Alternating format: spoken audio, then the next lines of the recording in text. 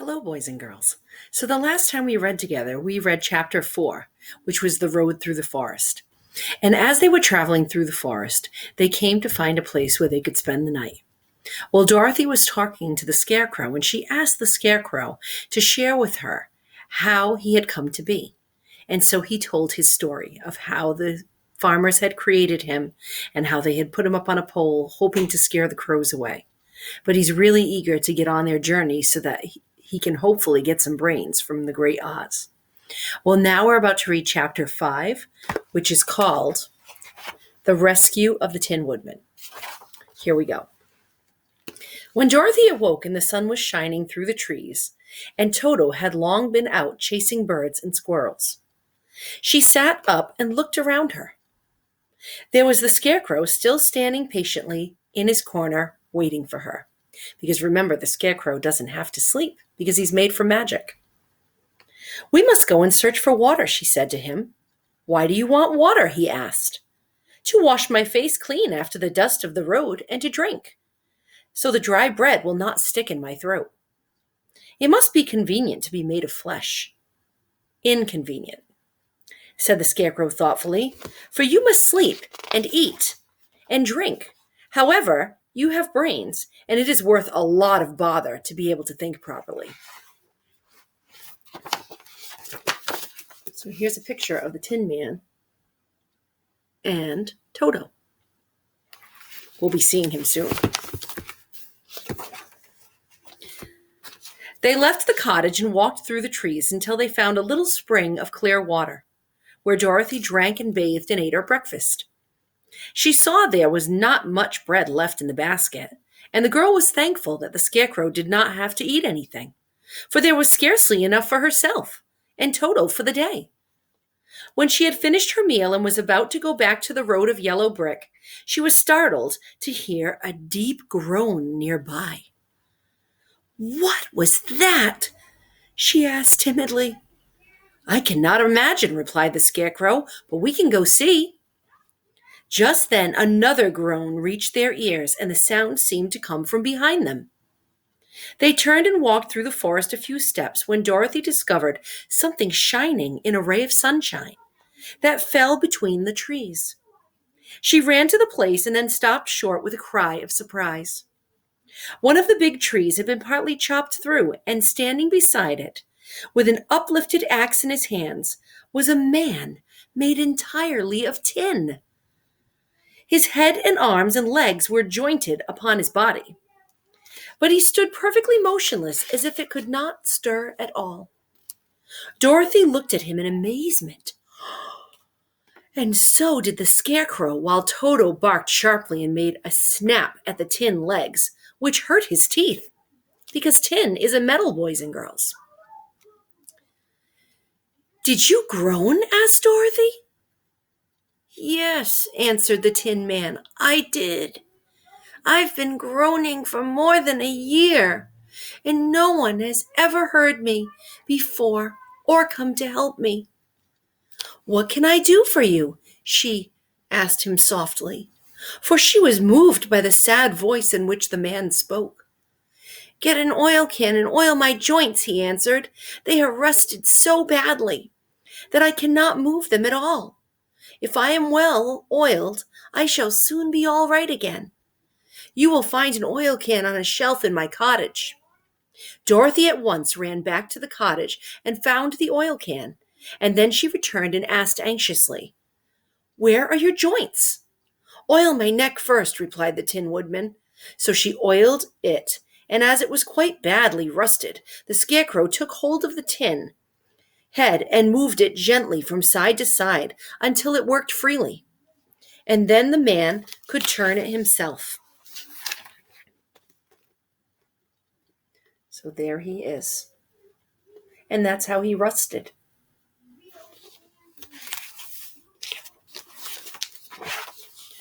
"Now oil the joints in my arms," he said, and Dorothy oiled them, and the Scarecrow bent them carefully until they were quite free from rust and as good as new. The Tin Woodman gave a sigh of satisfaction and lowered his axe, which he leaned against the tree. This is a great comfort, he said. I have been holding that axe in the air ever since I rusted, and I am glad to be able to put it down at last. Now, if you will oil the joints of my legs, I shall be all right once more. So they oiled his legs until he could move them freely, and he thanked them again and again for his release, for he seemed a very polite creature and very grateful. I might have stood there always if you had not come along, he said. So you have certainly saved my life. How did you happen to be here? We are on our way to the Emerald City to see the great Oz, she answered, and we stopped at your cottage to pass the night. Why do you wish to see Oz? He asked. I want him to send me back to Kansas, and the Scarecrow wants him to put a few brains into his head, she replied. The Tin Woodman appeared to think deeply for a moment. Then he said, Do you suppose Oz could give me a heart? Why, I guess so, Dorothy answered. It would be as easy to give to you as the Scarecrow brains. So there are the Scarecrow and the Tin Woodman and Dorothy.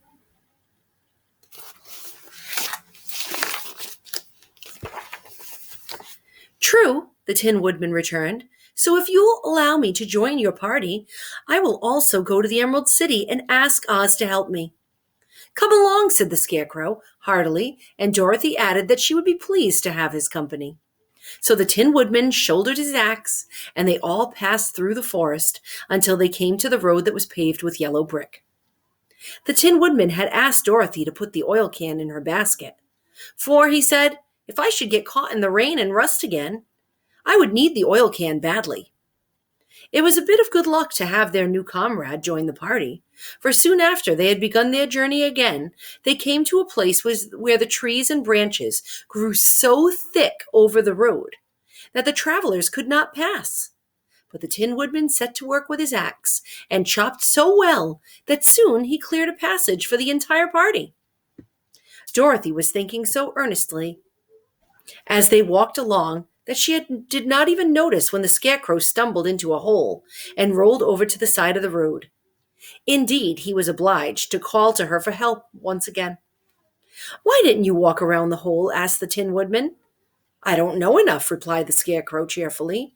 My head is stuffed with straw, and that is why I am going to Oz to ask him for some brains. Oh, I see, said the Tin Woodman.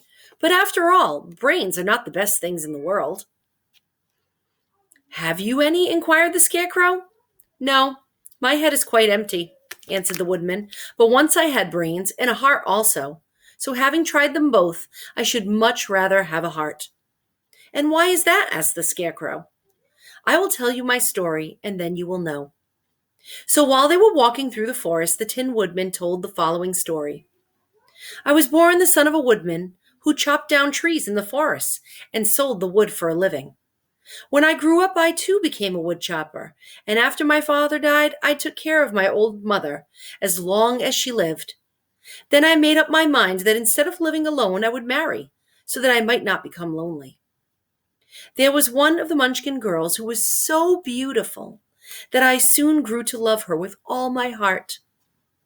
She, on her part, promised to marry me as soon as I could earn enough money to build a better house for her. So I set to work harder than ever. But the girl lived with an old woman who did not want her to marry anyone, for she was so lazy she wished the girl to remain with her and do the cooking and the housework. So the old woman went to the Wicked Witch of the East and promised her 2 sheep and a cow if she would prevent the marriage. Thereupon the Wicked Witch enchanted my axe. And when I was chopping away at my best one day, for I was anxious to get the new house and my wife as soon as possible, the axe slipped all at once and cut off my leg. This at first seemed a great misfortune, for I knew a one-legged man could not do very well as a wood chopper, so I went to a tinsmith and had him make me a new leg out of tin. The leg worked very well once I was used to it, but my action angered the Wicked Witch of the East, for she had promised the old woman I would not marry the pretty Munchkin girl. So When I began using my axe again, it kept happening again and again and again. And the tin man just made the tin smith kept making me new parts until eventually my whole body was made of tin. I thought I had beaten the wicked witch then, and I worked harder than ever. But no matter how hard I tried, she was so cruel to me. So, eventually, I didn't even have a heart. And so therefore I could not love the maiden anymore. My body shone so brightly in the sun that I felt very proud of it, and it did not matter now if my axe slipped, for it could not cut me.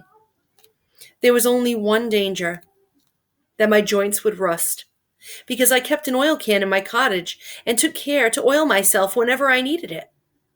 However, there came a day when I forgot to do this, and being caught in a rainstorm, before I thought of the danger, my joints had rusted, and I was left to stand in the woods until you came to help me. It was a terrible thing to undergo, but during the year I stood there, I had time to think that the greatest loss I had known was the loss of my heart. Because once I lost my heart, I couldn't love the Munchkin girl anymore, and so I didn't marry her. While I was in love, I was the happiest man on earth, but no one can love who has not a heart, and so I am resolved to ask Oz to give me one. If he does, I will go back to the Munchkin maiden and marry her. Both Dorothy and the Scarecrow had been greatly interested in the story of the Tin Woodman, and now they knew why he was so anxious to get a new heart. All the same, said the Scarecrow, I shall ask for brains instead of a heart, for a fool would not know what to do with a heart if he had one. I shall take the heart, returned the Tin Woodman, for brains do not make one happy, and happiness is the best thing in the world. Dorothy did not say anything, for she was puzzled to know which of her two friends was right, and she decided if she could only get back to Kansas and Aunt Em, it would not matter whether the Woodman had no brains and the Scarecrow no heart, or each got what they wanted.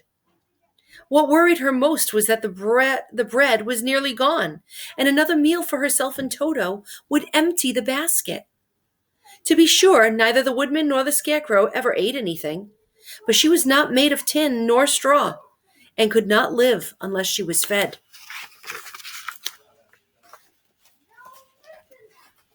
So here's the Tin Woodman.